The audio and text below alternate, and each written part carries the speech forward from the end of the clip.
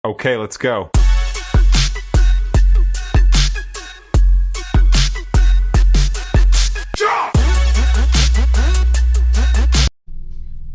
Alright guys, have a bliss day to everyone. Para sa video natin ito ay tuturo ko sa inyo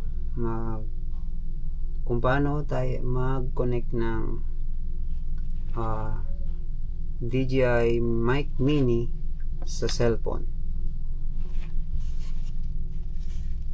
So dito meron tayong DJI Mic Mini. Ang paraan na gagamitin natin ay using our receiver. So meron tayong receiver at ito yung ating mic or transmitter. Okay, ito yung ating DJI mic at ito naman yung isang magagamit natin para sa pag-connect natin sa ating cellphone. Alright, okay, labas muna natin to.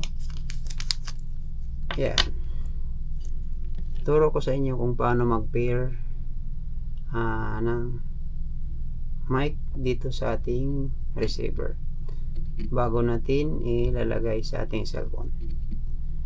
Okay, so kunin lang natin tong mic. Ito yung mic na gamit natin, Mic Mini. Okay, so yan, lalagay na yan dyan. At ito, una-una ay buhayin natin yung ating receiver.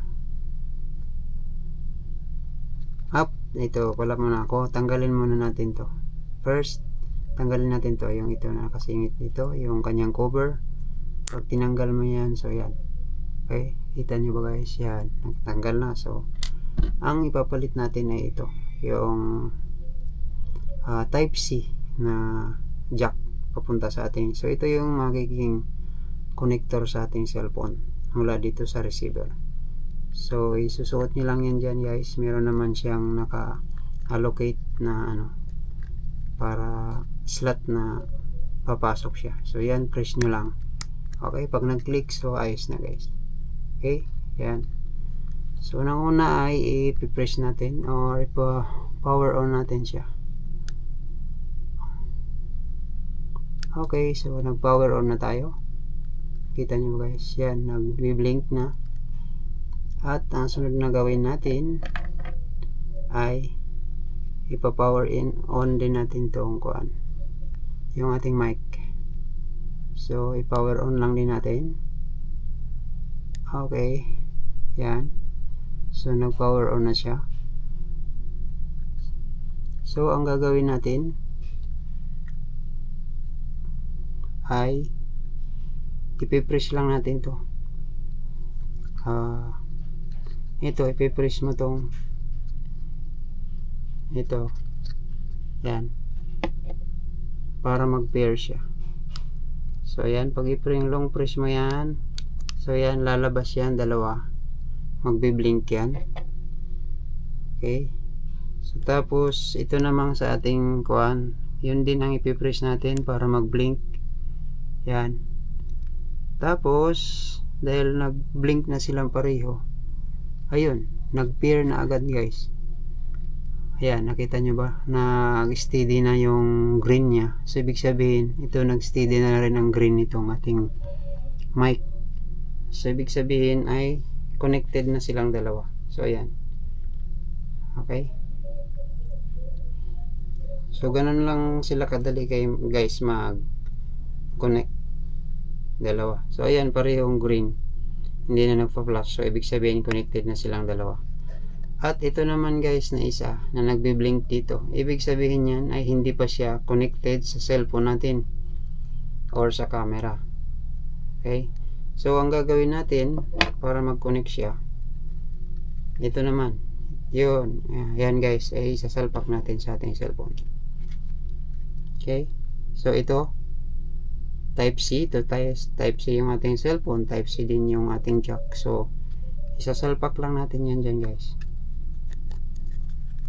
Okay, make sure lang na nakasalpak. O yan, nawala na yung flash nya at nag-steady na rin siya. Okay, nakuha nyo ba guys? nag-steady na rin kanina. O sige, bunutin natin para makita nyo na tawag dito na magpa-flash yan. Medyo matigas. Okay, so yan. Nagpa-flashing ulit siya guys dahil hindi pa siya nakasalpak sa cellphone. Pero isalpak natin, tingnan nyo guys, mawawala yung flashing niya pag nakasalpak ng maayos. Okay, yun, nag-steady na. So yan, ano na yan guys, naka-pair na yan ang ating receiver at pwede na natin gamitin ang ating mic. So ngayon magtitesting naman tayo sa ating cellphone kung talagang nag-aano ba ang mic nya. Okay, so yan, ilagay lang natin yung mic dyan. Naka-distance lang siya sa akin, ganyan. So tapos ititesting natin sa video. Yan guys, papakita ko sa inyo. Okay, paano ba? Yan. So itesting natin sa video. Ito naman yung mic natin, nasa baba lang.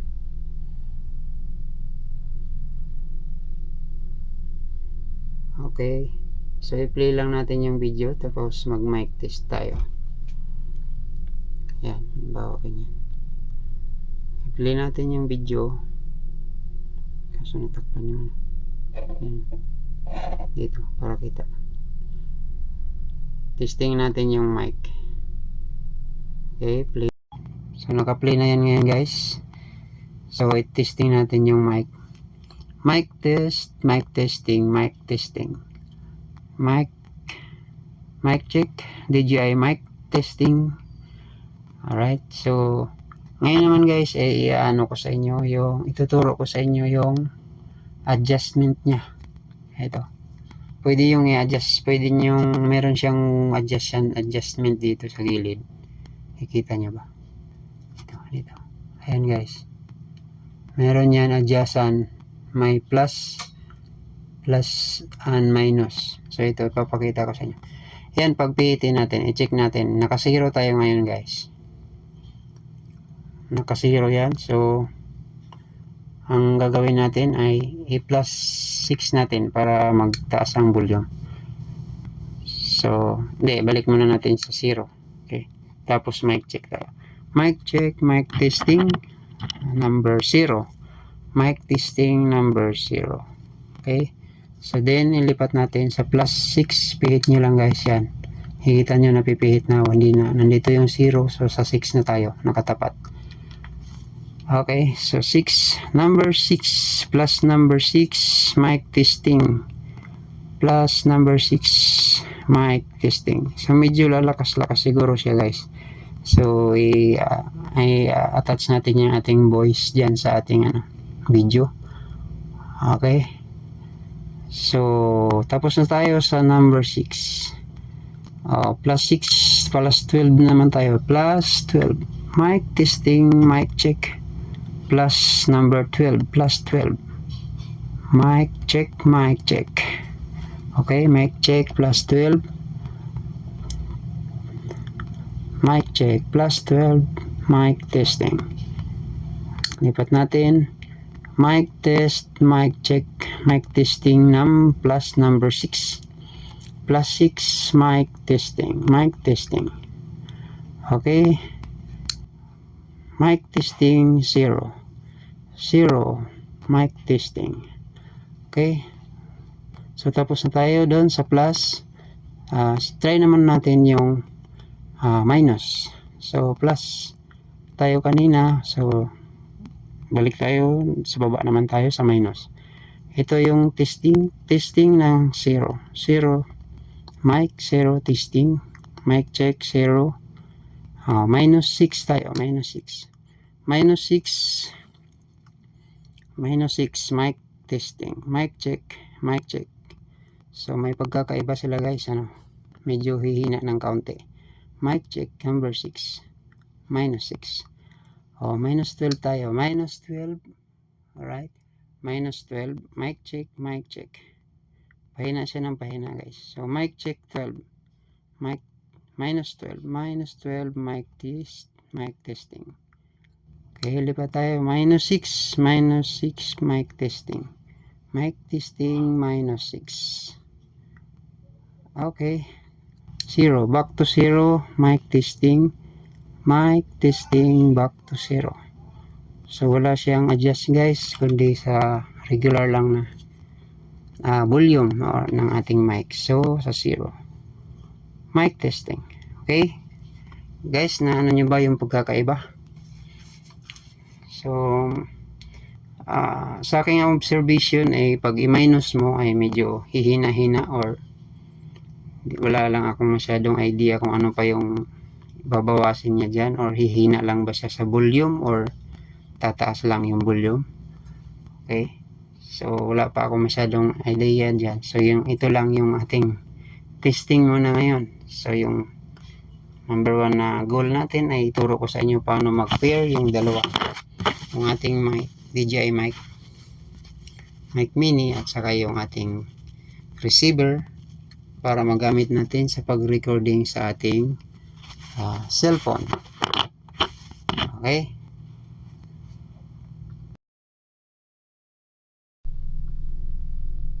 so stop na natin yung video nating cellphone. Alright, so ang ating guys, yung receiver natin ay pwede siyang dalawang mic ang mag-connect, kasi doon sa DJI mic mini 2 dalawa po yung kanyang microphone or kanyang transmitter. So ganyan yan, kaya dalawa yung ilaw dito, transmitter 1 and 2. Kasi kung halimbawa yung sa mga nag-i-interview, pwede nilang gamitin ganun, na isa sa kanila nakadikit tapos yung isa doon naman sa ini-interview. Okay, sana guys ay nakuha nyo ang ating tutorial at sana po ay makatulong para kung sakaling meron kayong ganito. Kahit ang ating kasi ay mic mini lang, so usually yung ginagamit pag merong ganitong receiver ay yung dalawa para nakakonect dito at dalawa yung mic na magagamit. Okay, sa atin na isa lang. So pag ginagamit ko to sa camera ay direct siya nakakakuha, hindi na kailangan ng kanyang receiver. So direct na itong ating wireless mic sa ating camera na Action 5. So kailangan ng receiver lang pag dito sa ating cellphone. Okay guys, that's all for today. Maraming salamat pa sa pagsama at sa panonood. Sana po ay nag-enjoy kayo, at kung meron po kayong mga alam na hindi ko nabanggit, feel free to comment down below para malaman ko rin iba pang maaari kong malaman, mga iba pang kaalaman para madagdagan yung ating knowledge pagdating dito sa paggamit ng DJI wireless mic mini. So thank you guys, at kung hindi ka pa nakapag-subscribe, pahit na lang po yung subscribe button, like and share, at hit nyo na rin po yung notification bell para updated kayo lagi sa aming susunod na mga videos. Tara na, galap tayo hanggang sa dulo ng mundo. Ang bawat sulok ating tuklasin.